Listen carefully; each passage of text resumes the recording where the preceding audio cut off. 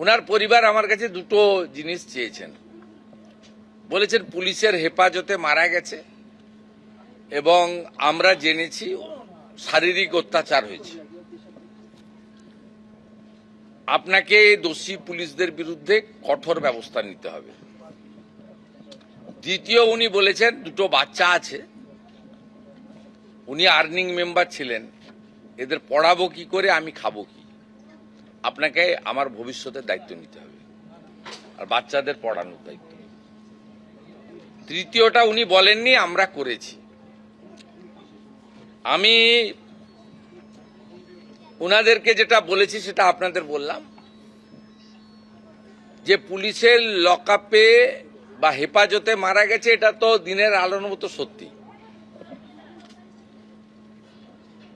কতটা শারীরিক অত্যাচারে মারা গেছে বা কিভাবে মারা গেছে এটা আমি বা ডিজিপি সাহেব বলতে পারবো না।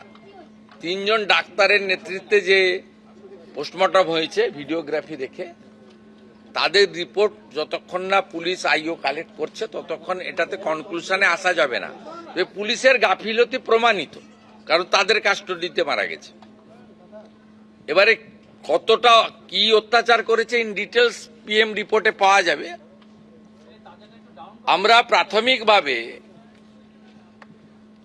থানার আইসিকে ক্লোজ করছি পুলিশ লাইনে, আর আইও ইনভেস্টিগেটিং অফিসার তাকে সাসপেন্ড করছি।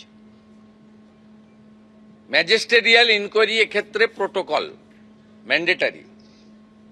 সাধারণত ডেপুটি ম্যাজিস্ট্রেট লেভেলে বা এসডিও লেভেলে ইনকোয়ারি হয়। আমরা এক্ষেত্রে ঘটনার গুরুত্ব অনুভব করে এবং পরিবারের দাবি মেনে উত্তর 24 পরগনা জেলা শাসক মহোদয়াকে ম্যাজিস্ট্রেরিয়াল ইনকোয়ারি করার জন্য দায়িত্ব দিচ্ছি। চিফ সেক্রেটারি বিকালের মধ্যে তার নোটিফিকেশন বের করে দেবেন, অফিসিয়াল অর্ডার বের করে দেবেন, আমি ফিরে গিয়েই করে দেবো ফাইলে সই। সেকেন্ড হচ্ছে ওর পরিবারকে আমি হোম মিনিস্টার, বছরে 3টে অ্যাটেন্ডেন্ট পাই। আমি ও স্ত্রীকে আমার অ্যাটেন্ডেন্ট হিসেবে চাকরি দিলাম। উনি শোক কাটিয়ে ওঠার পরে লোকাল থানার সঙ্গে অ্যাটাচ থাকবেন এবং 12 মাস 15,000 টাকা করে এরা পায় অ্যাটেন্ডেন্ট। 12 মাস কমপ্লিট হলে গ্রুপ ডিতে পার্মানেন্ট হয়ে যায়, কারণ বাকি চাকরি তো পরীক্ষা দিয়ে হয়, আমরা তো ভাবে চাকরি দিতে পারি না। C agreed. আমরা থার্ড যেটা বলেছি যে মৃত্যু অর্থ দিয়ে হয় না, কিন্তু সব প্রদেশেরই সরকার, কেন্দ্রের সরকার একটা দায়িত্ব থাকে।